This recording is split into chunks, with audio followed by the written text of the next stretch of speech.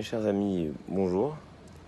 Et par avance, Shana Tova, c'est important de se souhaiter de belles et de bonnes choses dans la joie. Et si je parle de joie, c'est parce que la paracha de la semaine, dans Kitavo, nous présente peut-être la plus grande des visions du judaïsme, la joie.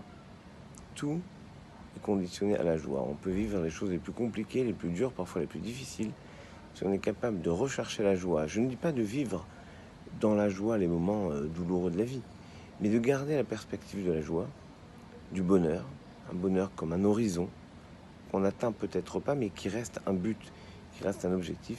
Alors on reste fidèle à ce verset incroyable, verset 47 du chapitre 28 du Deutéronome, qu'on va lire ce Shabbat dans la paracha Kitavo, qu'on appelle un peu injustement la paracha des clalotes, des malédictions, alors qu'en fait, j'ai vu des commentaires qui interprètent tous les versets, et je dis bien tous les versets, comme une source de bonheur. Que dit ce verset 47? Il dit la chose suivante: tout ceci t'arrive parce que tu n'as pas servi l'Éternel, ton Dieu, Besimcha uftuv levav merov kol, dans la joie, dans une sorte de débordement d'envie, de désir, de zèle à tout faire, à tout accomplir.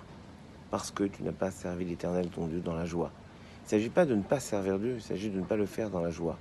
C'est-à-dire de ne pas trouver, de ne pas chercher cette volonté absolue de transférer cette joie qu'on peut vivre, qu'on peut espérer un moment, aux autres, de la vivre avec les autres, de la partager avec les autres. Qu'est-ce que la joie, finalement?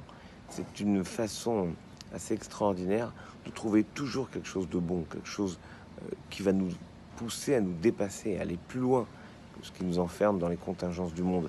Certains voient la joie comme le constat de ce qu'ils vivent. Je suis heureux parce que tout va bien.